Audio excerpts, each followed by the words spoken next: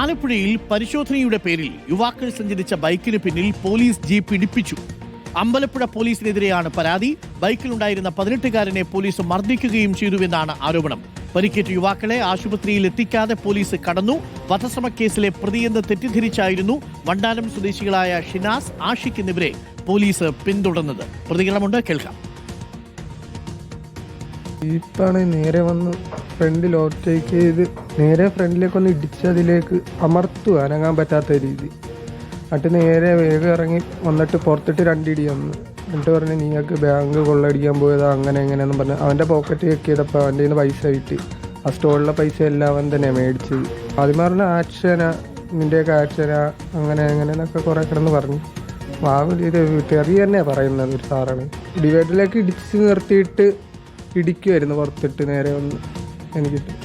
എന്നിട്ടാണെങ്കിൽ അവർ പറഞ്ഞു, കുഴപ്പമൊന്നും ഇല്ലല്ലോ എന്നും പറഞ്ഞു. എന്നിട്ട് അവർ വണ്ടി വളച്ചങ്ങ് പോയി. ഹോസ്പിറ്റലിൽ കൊണ്ടുപോകണമെന്നും അങ്ങനെയൊന്നും ചോദിച്ചിട്ടൊന്നുമില്ല. നമുക്ക് ഇതിനുള്ള നീതി കിട്ടും. കുഞ്ഞുങ്ങൾ ജോലിക്ക് വല്ലോ അവർ തപ്പിയിട്ട് എന്ത് അവരുടെ കയ്യിൽ നിന്ന് കിട്ടി? അല്ല കഞ്ചാവ് അമ്മയ്ക്ക് വരുന്ന MDMA ഇതൊന്നും അവർക്ക് കിട്ടിയിട്ടില്ല. എന്തിനിത് ചെയ്യുന്നു? ഈ പാവം പിടിച്ച കുഞ്ഞുങ്ങൾ തെറ്റുകൾ ചെയ്യുന്നവർക്ക് ശിക്ഷ. ഒന്നും ചെയ്യാത്ത കുഞ്ഞുങ്ങളെ പിടിച്ചിട്ട് ഇടിക്കലായ. അതുപോലെ എനിക്ക് മെയിനായിട്ട് എൻ്റെ കുഞ്ഞിന് എന്തിനാ ഒരു തല്ലി? അവരെ സംസാരിക്കുന്ന ഒന്ന് കേട്ടിട്ട് വേണ്ടി സാറന്മാർ ചെയ്യാൻ.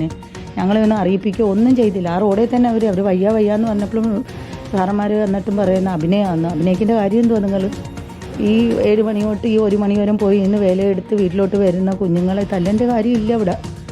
എന്താണെങ്കിലും അവർക്ക് സ്റ്റേഷനിൽ വിളിക്കാം, നമ്മളെ വിളിക്കാം, അവരുടെ കയ്യിൽ നിന്ന് നമ്പർ മേടിക്കാം. അതൊക്കെയല്ലേ ചെയ്യേണ്ടത്. ഞങ്ങളെങ്ങനെ ഒരു പരാതിയായിട്ട് സ്റ്റേഷനിലോട്ട് ചെല്ലും? ഈ പോലീസുകാരുടെ കയ്യിൽ നിന്നല്ലേ ഇത് കിട്ടിയത്. ഇത് ഞങ്ങൾ മുമ്പോട്ട് തന്നെ പോകും. തോട്ടപ്പള്ളി പാലം കഴിഞ്ഞ് കുറച്ചിങ്ങോട്ട് നീങ്ങി ഒരു പോലീസ് വണ്ടി വന്ന്. അവർ ലൈറ്റ് ഒന്നും ഇട്ടിട്ടൊന്നുമില്ല. ഇവർ പറയുന്നത് ഞങ്ങൾ പറഞ്ഞിട്ട് നിർത്തിയില്ലെന്ന്. ഞങ്ങൾ കേൾക്കുന്നില്ല. ഇവർ ലൈറ്റ് ഒന്നും ഇട്ടിട്ടില്ല. ഇവർ കൊണ്ടുവന്ന് നേരെ ഇടിപ്പിച്ച് ഡിവൈഡറായിട്ട് ജാമാക്കി. ഒരു പോലീസുകാരൻ വന്ന് നേരെ അവനെ 2-3 ഇടി ഇടിച്ച് എൻ്റെ കൂടെ ഉള്ളൊരുത്തന്. അതിന് ഇവർ നേരെ ഞങ്ങളെ ഫുള്ള് തപ്പിയപ്പോൾ എൻ്റെ കയ്യിൽ നിന്ന് ആ പണി ചെയ്ത് കഴിഞ്ഞതിൻ്റെ പൈസ ഒക്കെ ഉണ്ട്. ഇതെവിടുന്നാ നീയൊക്കെ ഇതെവിടുന്ന് ഇതായി കൊണ്ടുവന്ന് അങ്ങനെയൊക്കെ ഇതാക്കി. പിന്നെ അവിടെ ഫുള്ള് ലൈറ്റൊക്കെ അടിച്ച് നോക്കി. ജീപ്പ് തട്ടി വീഴുമല്ല, നേരെ കൊണ്ട് ഡിവൈഡറായിട്ട് കൊണ്ട് ജാമാക്കും അടിപ്പിച്ച്. ഞങ്ങൾ പോയ കണക്കത്തെ വണ്ടിയിൽ ഇവർക്ക് എന്തോ ഒരു റിപ്പോർട്ട് ഇട്ടിട്ടുണ്ട്. ഇത് കണക്കത്തെ വണ്ടിയിൽ എന്താ ആൾക്കാരെന്താ ചെയ്തിട്ട് പോയിട്ടുണ്ടെന്ന് ഇവരങ്ങനെ പറയുന്നു. അങ്ങനെയാണെങ്കിൽ വണ്ടി നമ്പരോ അങ്ങനെ എന്തെങ്കിലുമൊക്കെ ഇത് നോക്കണ്ടേ? ഇവർ ചുമ്മാ കൊണ്ടുവന്ന് ഇടിപ്പിക്കേണ്ട കാര്യമുണ്ടോ?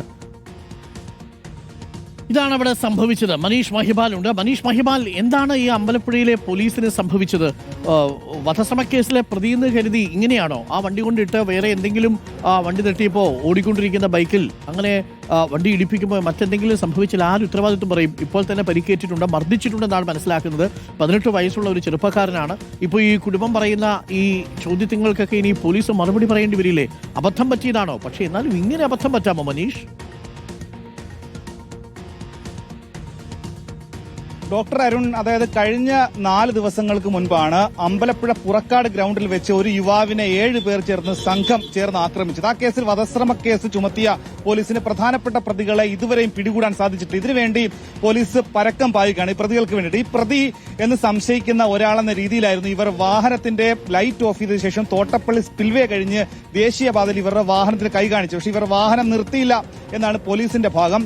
വാഹനം നിർത്തിയില്ലാത്തതിനെ തുടർന്ന് പോലീസ് ഇവരെ പിന്തുടർന്നു. അങ്ങനെ തോട്ടപ്പള്ളിയിൽ വെച്ചാണ് ഡിവൈഡറോട് ചേർത്ത് വെച്ച് ഈ ബൈക്ക് അവിടെ ബ്ലോക്കാക്കി വെച്ചു. അങ്ങനെ ബൈക്കിന് ഭാഗികമായി പരിക്കേറ്റു, യുവാക്കൾക്കും കാലിന് പരിക്കേറ്റു.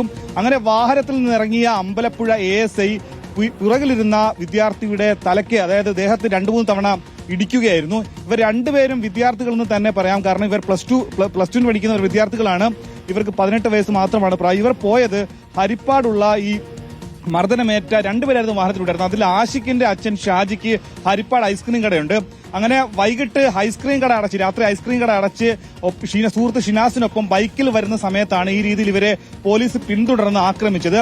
ഇവർ വധശ്രമ കേസിലെ പ്രതികളോട് സാമ്യമുണ്ടായിരുന്നു ഷിനാസിന് എന്ന രീതിയിലാണ് പോലീസിന്റെ ഭാഗം. പക്ഷേ നിലവിൽ ഈ കേസിൽ ഇതുമായി ബന്ധപ്പെട്ട് ഇവരെ പരിക്ക് പറ്റിയിട്ടും ഇവരെ ആശുപത്രി കൊണ്ടുപോകാൻ പോലും പോലീസ് സന്നദ്ധ കാണിച്ചില്ല എന്നാണ് ഏറ്റവും പ്രധാനപ്പെട്ട കാര്യം. അതായത് ഇവരവിടെ താഴെ വീണു, ഇവരെ മർദ്ദിച്ചു, ഇവരുടെ കാലിനടക്കം പരിക്ക് പ്രത്യക്ഷത്തിൽ തന്നെ കാണാമായിരുന്നു. അപ്പോഴും പോലീസ് ഇവരെ വണ്ടാനം മെഡിക്കൽ കോളേജിലോ അല്ലെങ്കിൽ എന്തെങ്കിലും വൈദ്യ സഹായം വേണമോ എന്ന് പോലും ചോദിച്ചില്ല എന്നാണ് പറയുന്നത്. പിന്നീട് ഈ യുവാക്കളുടെ മാതാപിതാക്കൾ അവിടെ എത്തിയാണ് ഇവരെ വണ്ടാനം മെഡിക്കൽ കോളേജിലേക്ക് മാറ്റുന്നത്. അവിടെ വെച്ച് പോലീസ് കൃത്യമായ ഇന്റിമേഷൻ പോലീസിന് ലഭിച്ചിട്ടെങ്കിൽ പോലും അതിൽ കാര്യമായി പോലീസ് എടുത്തില്ല, ഗൗനിച്ചില്ല എന്ന കൂടി വിമർശനമുണ്ട്.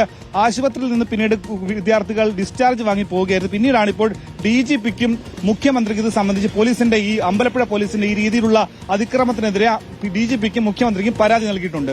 അരുൺകുമാർ. Thank you. മനീഷ് മഹിബാലാണ് വിവരങ്ങൾ നൽകിയത് ആലപ്പുഴയിൽ നിന്നും.